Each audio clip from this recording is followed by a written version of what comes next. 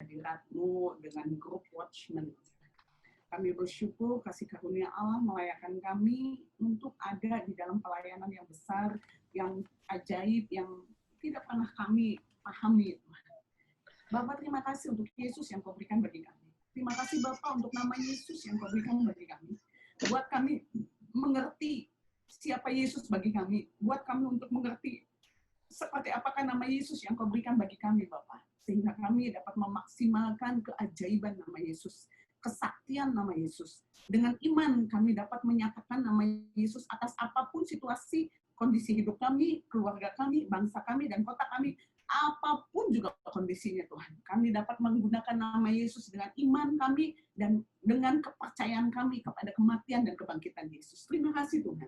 Di dalam nama Yesus kami ucap syukur dan berdoa. Berikan hikmat kepada kami, marifat kepada kami, urapan yang sama turun atas kami, baik Esther yang berbicara, baik setiap orang yang mendengar Tuhan. Biar ini menjadi berkat bagi semua orang dan mendongkrak iman kami untuk kami bangkit berdiri bersama dengan Allah. Terima kasih. Di dalam nama Yesus kami ucap syukur dan berdoa.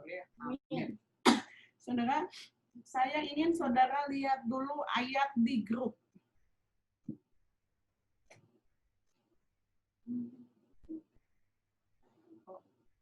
Halo? Kedengaran? Kedengaran nggak? Ya. Ya. Dengar.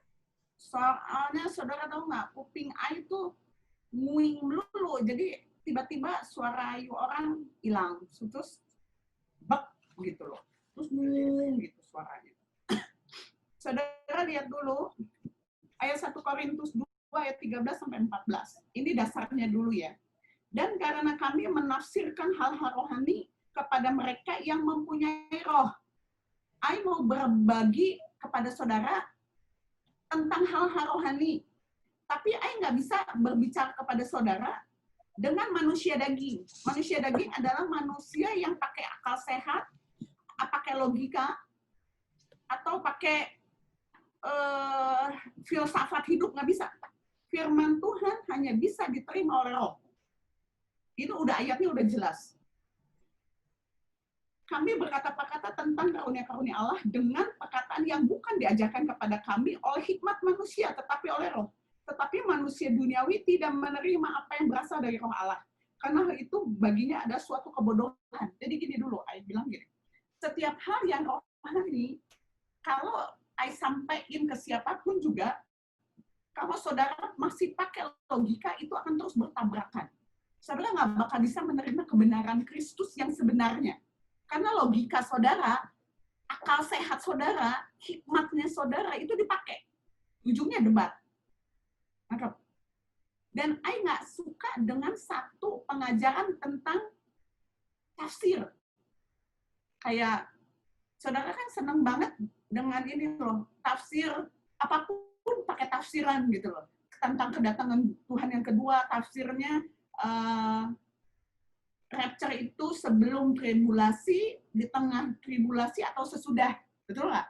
Semua orang rame-rame sekarang lagi bikin tafsir mereka masing-masing tentang kedatangan Tuhan yang kedua kali itu kapan? Rapture kapan? Bahkan ada yang bilang nih, si adek nih yang dengerin firman Tuhan, ini orang ngetop banget, gerejanya top banget. Dia bilang gini, kita sudah tahu, harusnya kita itu sudah tahu kapan rapture. Sedangkan di ayat jelas-jelas nggak ada yang tahu, seperti pencuri. Ya kan? Tapi katanya kita sebagai mempelai mestinya tahu kapan rapture itu datang. Nah, semuanya itu berbicara tentang tafsir. Tafsir itu namanya tafsir, ngerti nggak saudara? Pendekatan. Jadi upama ini tulisannya kelam gitu ya. Jadi Ai itu bikin pendekatan seperti apa kelam itu. Kebayang nggak orang buta dibilangin kelam? Dia bilang gua gelap tiap hari, gitu. Betul nggak? Dia rasa gelap setiap hari. Terus Ai itu memberikan pendekatan. Yang namanya kelam tuh kira-kira apa ya? Tadi adik nggak ngerti tentang apa, ngomongan apa. Adik ini nggak tahu siasat tuh apa, Mami. Otak adik kan muter, taktik juga nggak tahu, Mami. Itu bahasa Indonesianya kepintaran. Terus akhirnya kamu tahu tak? Strategi nggak ngerti, Mami. Habislah perkataan Ai. semua yang ilmunya Ai itu nggak ada gitu loh. Karena dia nggak ngerti bahasa Indonesia dengan baik. Jadi Ai itu cari pendekatan biar dia ngerti siasat itu apa. Tapi bukan arti yang sebenarnya. Ngerti ya? Jadi kita hanya bisa berbicara dengan manusia rohaninya saudara. Seberapa jauh saudara mengenal Allah, sejauh itu tuh jagoannya datang. Sejauh itu juga kita bisa menerima pewahyuan hal-hal rohani. Kalau saudara masih memakai dengan pakai otak saudara akan selalu pikirnya tentang hal-hal jasmani. Kalau Tuhan ngomong diberkatilah engkau, blessing gitu, saudara mikirnya duit. Wah, gua kaya raya gitu. Nah, bukan. Tuhan ngomongin hal yang rohani. Ketika hal yang rohani itu penuh, hal yang jasmani itu gampang. Nangkap ya? Nah, ini pengen memberikan kepada saudara satu pengertian yang sangat penting menurut Ayah, dasar dan bangunan. Opa gambarnya mana Opa?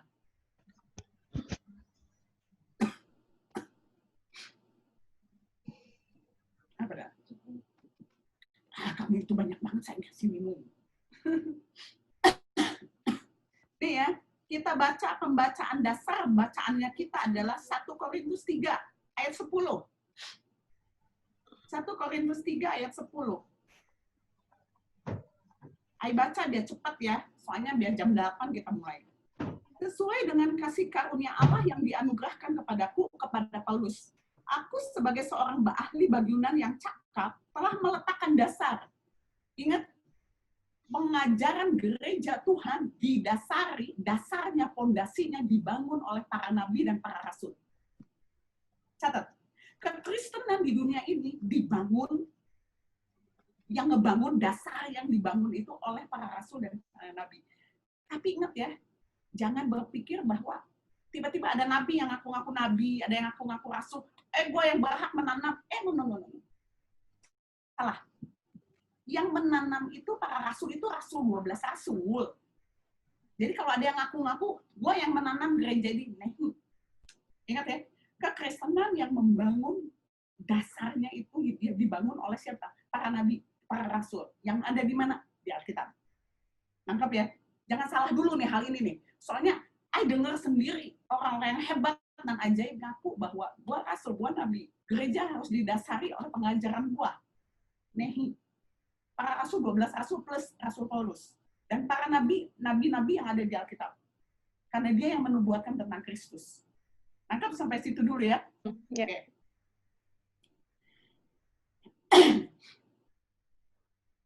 Apa dulu? Aku sebagai seorang ahli bangunan yang cakap telah meletakkan dasar. Dan orang lain, ingat, dasar. Paulus sudah meletakkan dasar. Dan orang lain membangun di atasnya. Tetapi tiap-tiap orang harus memperhatikan bagaimana ia membangun di atasnya. Saudara lihat di gambar. Paulus yang menaruh dasar. Fondasinya Paulus, para rasul. Petrus, Yohanes, dan lain sebagainya. Dan para nabi yang menubuatkan tentang kedatangan Yesus. Siapa? Yesaya, Yesaya, dan lain sebagainya. Jadi, nubuat itu dikemas menjadi satu pengajaran yang diajarkan oleh 12 rasul dan para nabi dan rasul Paulus. Itu menjadi dasar bangunan kekristenan. Nah, dasarnya apa? Yesus. Dasarnya adalah tentang Kristus. Makanya Tuhan bolak-balik begini. Gereja harus kembali kepada panggilannya. Fokusnya kepada siapa? Kristus, bukan kepada kita. Bukan kepada gembala, pendeta, bukan kepada gereja, bukan kepada denominasi. Kenapa Tuhan bolak-balik bilang begini? Gereja harus kembali kepada panggilannya. Apa? Dasarnya Yesus yang sudah dibangun oleh para nabi dan para rasul. Nangkap sampai situ ya, dasarnya.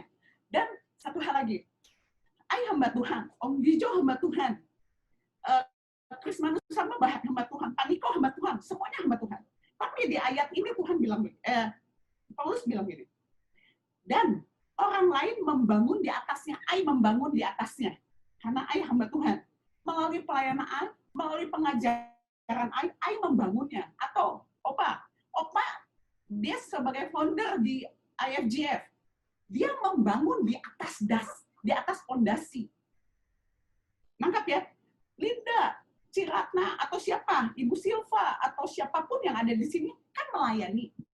Sisil, melayani kan? Tapi membangun di atas dasar, yaitu Yesus yang sudah dibangun oleh para rasul dan para nabi. Nangkap sampai situ? Kita ikut membangun di tempat di mana kita melayani. Nah, Rasul Paulus bilang gini, tetapi tiap-tiap orang harus memperhatikan bagaimana ia harus membangun di atasnya. Paulus bilang begini, ayo ulang baik-baik ya.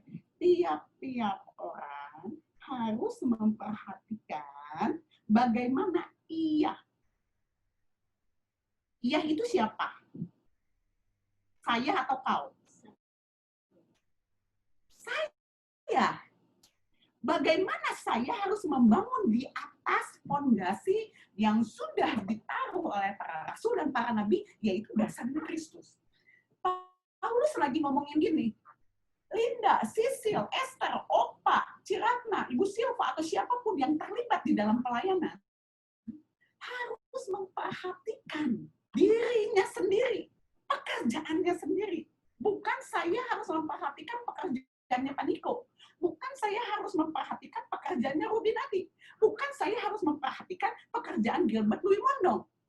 Firman Tuhannya adalah tiap-tiap orang harus memperhatikan bagaimana YDS yang bersangkutan harus membangun di atas fondasi yang sudah dibangun para nabi dan para rasul, yaitu Yesus Kristus. Nangkap? Intinya, kita nggak boleh menghakimi orang. Kita nggak boleh merasa lebih dari orang. Kita nggak boleh ngelihat pekerjaan orang. Kalau mereka melakukan dengan pendekatan atau tafsir-tafsir yang heboh hari-hari ini, COVID harus begini-gini, urusan mereka lah. Kita kan punya pemahaman sendiri, ya kita ikut pemahaman kita. Kita sendiri jangan terombang-ambing.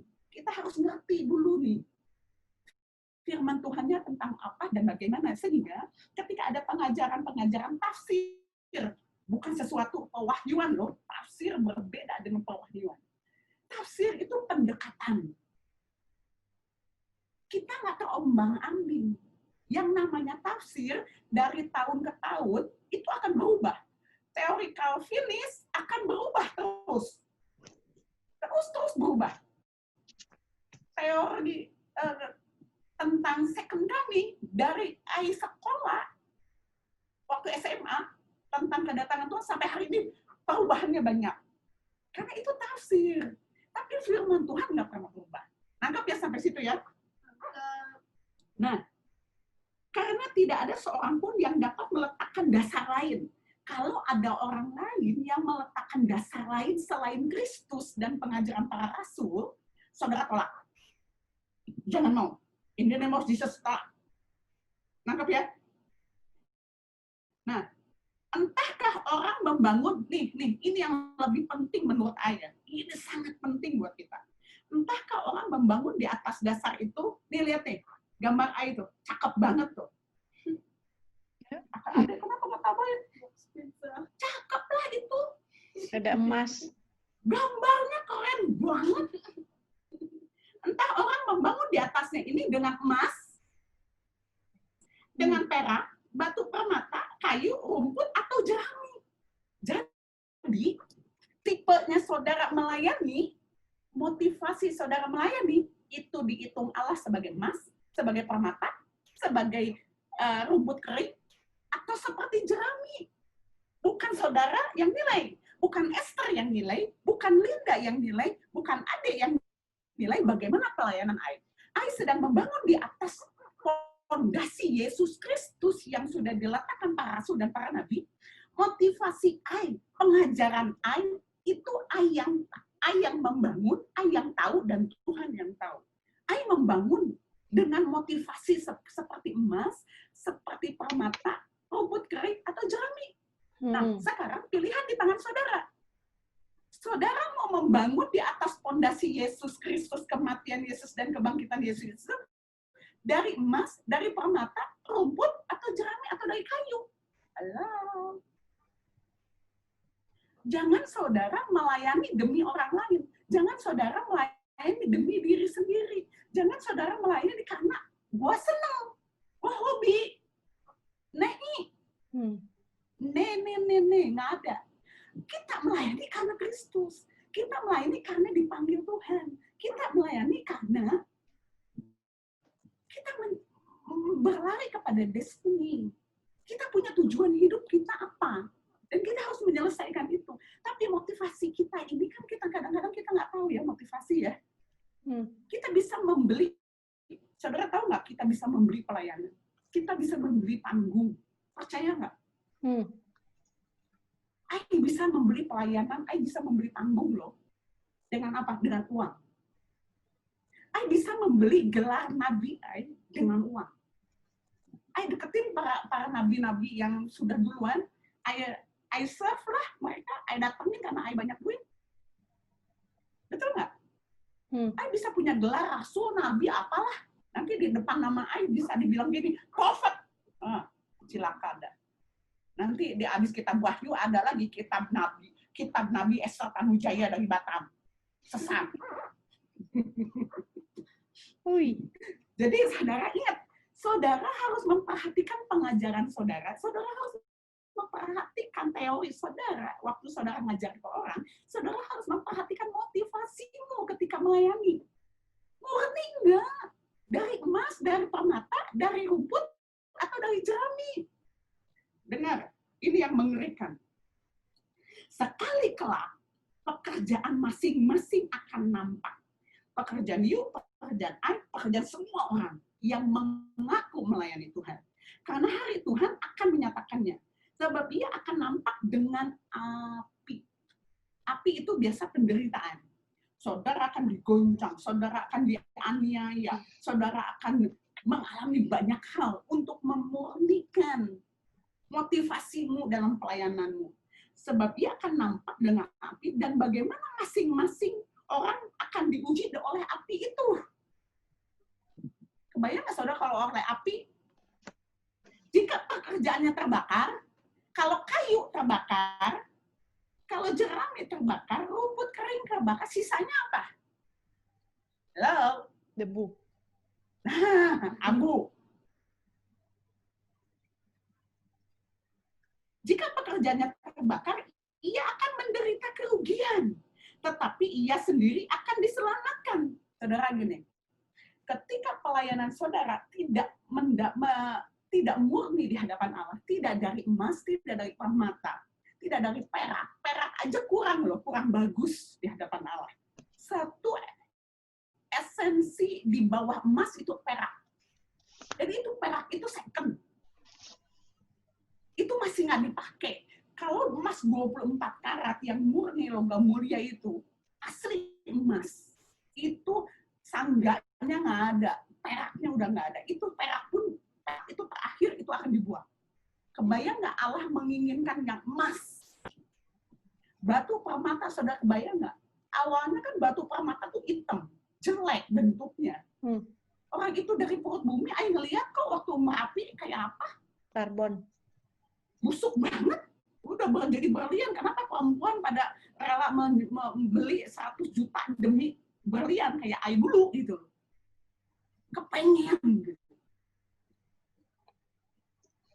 Ingat ya, saudara harus berpikir ketika pelayanan saudara dan saya diuji dengan api, apalagi diujinya nanti di surga sampai kepada kekekalan ketika saudara mati, saudara nggak punya kesempatan untuk memperbaiki.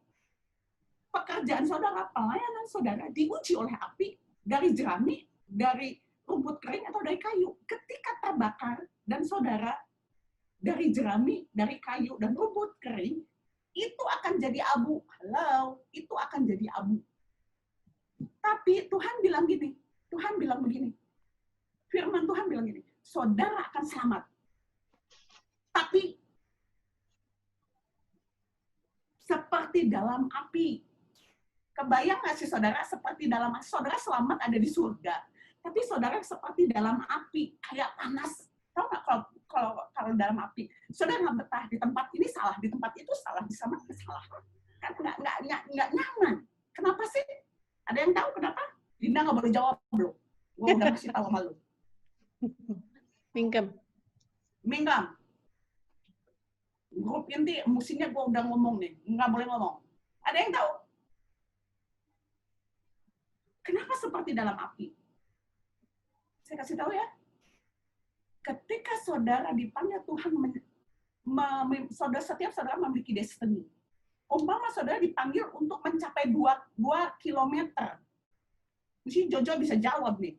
Ketika saudara dipanggil Tuhan, destiny-mu 2 kilometer.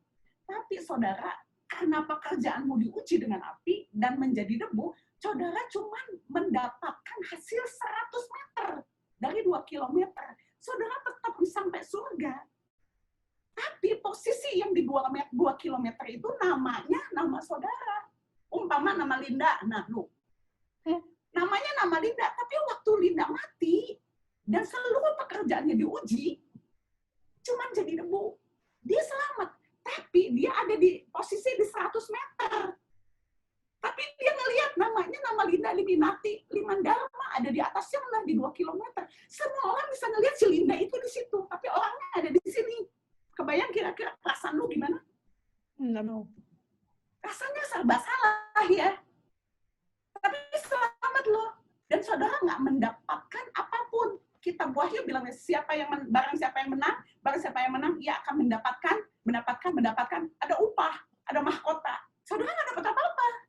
Semuanya pakai mahkota bagus-bagus. Saudara meluntung kayak tuyul. Semuanya pakai jubah. Terus pakai mahkota. Saudara jadi tuyul, lain sendiri di tengah-tengah kawanan domba Allah. Kira-kira saudara nggak kayak api tuh? Mau gitu? Yuk jawab sendiri. Enggak. Nah ini yang hati-hati. Tidak tahukah kamu bahwa kamu adalah bait Allah dan bahwa roh Allah ada di dalam kamu? Kita ini bait Allah. Roh Allah ada di dalam kita. Jika ada orang yang membinasakan bait Allah, maka Allah akan membinasakan dia. Ingat, bait Allah siapa? Nah, bukan gereja. Betul? Bait Allah adalah Esther. Bait Allah adalah Linda. Bait Allah adalah Ade, menurut Ade. Jadi, bait Allah itu. Tapi Tuhan bilang begini, jika ada orang yang membinasakan bait Allah, maka Allah akan membinasakan dia. Ada 2. Kalau kita Esther sendiri membinasakan bait Allah, Esther sendiri, Allah akan membinasakan Esther. Waduh. Oke? Ini firman. Nggak usah pakai tafsir, semua orang ngerti. Yang kedua, kalau Esther jadi gembala atau jadi pendeta atau ngajar, membinasakan bait Allah di dalam Allah, yaitu membinasakan Linda, membuat pengajaran-pengajaran yang tidak benar, berarti Esther membinasakan bait Allah. Yang ada dalam hidup Linda, Esther akan dibinasakan Allah. Nah, ngeri benar firman Tuhan. Ngeri ya? Ngeri. Jadi, menurut Ai, sekarang, karena itu janganlah ada orang yang memegahkan dirinya atas manusia, sebab segala sesuatu adalah milik Allah. Nangkap ya saudara?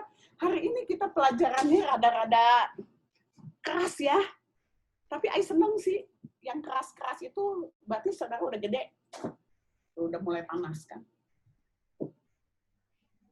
Jadi, Ai berharap setelah hari ini, saudara selama ikut doa atau saudara melayani Allah di tempat dimanapun saudara berada, pastikan saudara membangun di atas dasar Kristus sebagai dasar yang diajarkan oleh para rasul, bukan si pendeta A, pendeta B, pendeta C, rasul A, rasul B yang di dunia sekarang, bukan.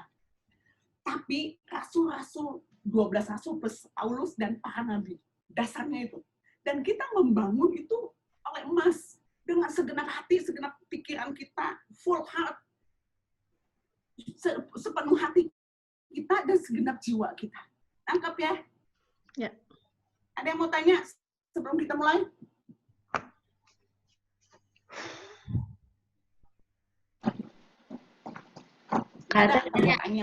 Nanya. Ya. Kita taunya dari mana bahwa yang kita hasilkan itu adalah emas atau perak atau permata atau jerami? Tuhan akan kasih tahu kita di dalam berbagai pelayanan dengan cara apapun, baik dengan suara Tuhan, baik dengan firman Tuhan, baik dengan interaksi dengan orang lain atau nubuatan. Tuhan bisa bicara dengan berbagai cara. Karena Tuhan cinta kita. Dia nggak mau ngejebak kita. Dia mau kita selamat dan dia mau saudara didapati emas. Karena Tuhan itu punya banyak mahkota, banyak upah buat kita. Pasti Maya dikasih tahu. Dan hati nurani kita pasti akan merasa nggak nyaman. Yakin kok orang-orang yang melenceng gitu ya, walaupun hebat dan ajaib, pasti hati nuraninya akan bersaksi melawan dia. Ya. Ingat nggak, Benny Hinn? 2016 dia bertobat kembali setelah dia mati, setelah dia serangan jantung. Ingat Alek Iranata, almarhum, dia udah mati, beberapa jam dia bangkit, dia diizinkan Tuhan bangkit lagi, karena Tuhan mengasihi dia, dan Tuhan bilang, kamu sembuh. Pelayanan kamu dari kayu. Dan dia bangun lagi, dan dikasih kesempatan 3-4 tahun dia mati. Tapi dia hidup benar. Tapi kan kita nggak mau dong sekarat dulu terus diperbaiki. Aing mah nggak mau. Terus terang aja lah sama Esther. Kalau Tuhan nggak senang sama Esther, terus terang aja kita ngomong muka demangan muka deh. Kita nggak usah ngomong basa-basi. Itu dari poin aja, hajar lah. Kita ngomong lah sebagai kan Tuhan suka bilang berdirilah sebagai seorang laki-laki gitu ya. Ayolah kita secara jantan selesaikan baik-baik. Aing mah nurut aja kok. Ada yang berani ngomong gitu? Esther. Ada yang lain yang tanya? Tante Yon mau nanya. Yes.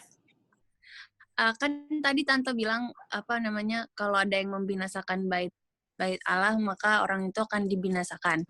Jadi kan Tante bilang contoh yang kedua misalnya Tante membinasakan bait Allahnya Tante Linda. Berarti Tante Linda binasa juga apa cuma Tante Esther doang? Karena kan Tante tadi bilangnya Tante Esther doang yang binasa. Dua-dua. Kalau si Linda juga nggak mau bertobat. Tapi dia taunya dari Tuhan sih. Nggak bisa. Makanya Tuhan bilang jangan berpihak. Ketika saudara berpihak, kebenaran nggak bisa datang sama saudara. Kenapa Tuhan benci banget sama orang berpihak? Ketika saudara berpihak, Tuhan udah hakimi itu pemimpin. Tapi mata saudara buta karena keberpihakan.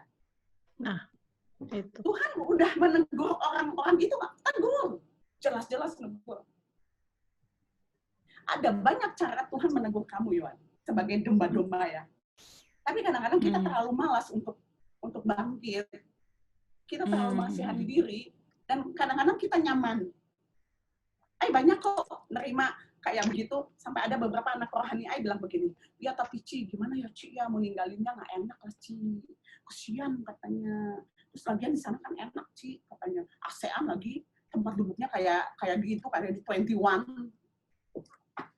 Berarti kan dia tahu nggak kalau tempat itu salah? Tahu. Tapi pilihan dia kan, mau disesatkan. Aing kagak mau. Aing nggak mau nyesatin dan Aing nggak mau disesatin. Cara orang lain yang dengerin Aing itu mesti selamat. Karena gini, kalau Aing kan ini cerita Aing menggembalakan orang ya. Berbagi firman kebenaran. Waktu nanti Aing mati, Aing diminta pertanggungjawaban sama setiap orang ini loh. Kalau yang Aing ajarin kagak beres, silakan.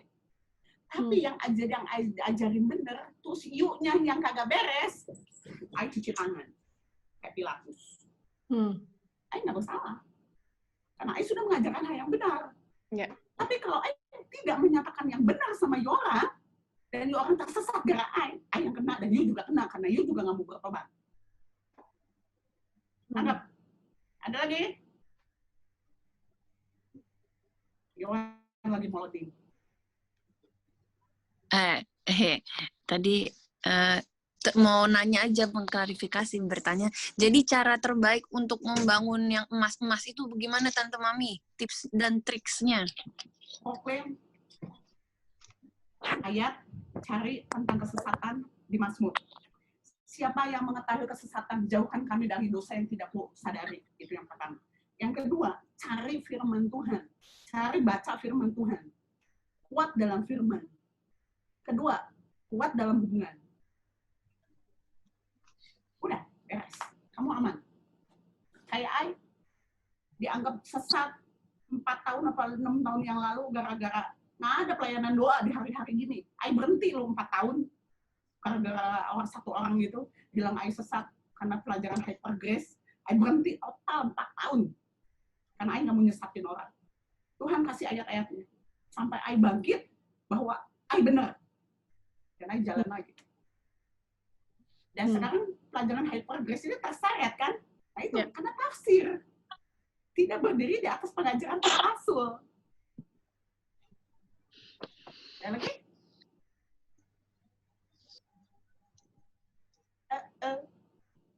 Nah, Ai pengen saksi satu hal ya, tapi bukan Ai sih. Ada satu hal tadi di SP, di hall. Ai ceritain tentang seseorang. Ai nggak serak dengan sikap seseorang itu. Ada satu orang yang Ai nggak serak. Dia hidupnya itu, semua hartanya itu hampir seluruhnya diberikan bagi Tuhan. Hampir seluruhnya diberikan bagi Tuhan. Yuk jangan ketawa sih, Ai sih nggak kayak gitu banget gitu loh ya. Ai nggak kayak gitu banget. Dan Ai ngadu sama Tuhan. Ai aduin orang itu. Tuhan itu nggak benar. Dia begini, pokoknya dengan alibi Ai, gitu ya. Karena Ai gini, kalau Ai nih tentang keuangan, ini kalau Tuhan bilang ini untuk pelayanan, Ai nggak bakal pegang 5 rupiah pun nggak akan Ai ambil untuk Ai makan kalau Ai nggak punya duit untuk makan. Ai nggak bakal ambil itu duit. Kalau ini buat anak sekolah, Ai nggak bakal ambil 5 rupiah pun untuk keperluan yang lain. Jadi Ai itu tertib. Uang ini, Ai tertib. Itu tipenya Ai. Ai memperlakukan seperti itu, tapi Ai ngelihat orang itu semuanya amburadul dijadiin satu. Yang penting Tuhan. Jadi Ai protes. Tuhan ini kan nggak benar, ini kan begini, ini kan karena kita curhat berdua, jadi nggak ada yang comel kan? Dan Ai aman lah ngata-ngatain orang. Dan Tuhan kan nggak bakal ngasih tahu lagi ke orang itu, betul nggak? Enak kan Ai? Makanya Ai tuh kalau mau gosip sama Tuhan lebih enak. Jadi Ai gosipin lah dia. Taunya Ai yang salah. Sampai kaget. Tuhan bilang begini, Esther ingat? Katanya, Maria membuat si minyak wangi, terus semua orang sibuk ribut. Itu kan buang-buang duit, ngapain sih? Kayak begini. Itu kan Tuhan cuma bilang gini, Esther, orang itu tahu apa yang baik yang sedang dilakukan dia bagi Tuhan. Dasarnya dia mengasihi Allah. Dasarnya tuh, lihat ya. Allah tuh lihat motivasi. Walaupun mungkin salah menurut kita. Penempatan keuangannya salah. Tapi Tuhan lihat hati. Tuhan bilang, dia melakukannya karena dia mengasihi anak. Itu yang pertama. Yang kedua adalah, dia memberikan, janganlah mengumpulkan harta di dunia. Yang mengingat karat. Ingat ayat itu? Kumpulkanlah harta di surga. Ini contoh ya. Ai ngaduin ke orang itu ke Tuhan. Ai berperkara, Ai gosipin. Terus Tuhan mingkemin Ai dengan ayat. Tapi Ai bukan menghakimi, karena Ai nggak tahu, ilmu Ai nggak nyampe. Jadi Ai tanya. Dan Tuhan bilang, begini Esther, begini. Oh, jadi Ai tahu lah. Jadi ayo kita cepat-cepat kirim duit yang banyak buat kerajaan surga, benar nggak? Secukupnya aja lah buat kita. Ai jadi dapat ilmu baru gitu. Yuk kita doa.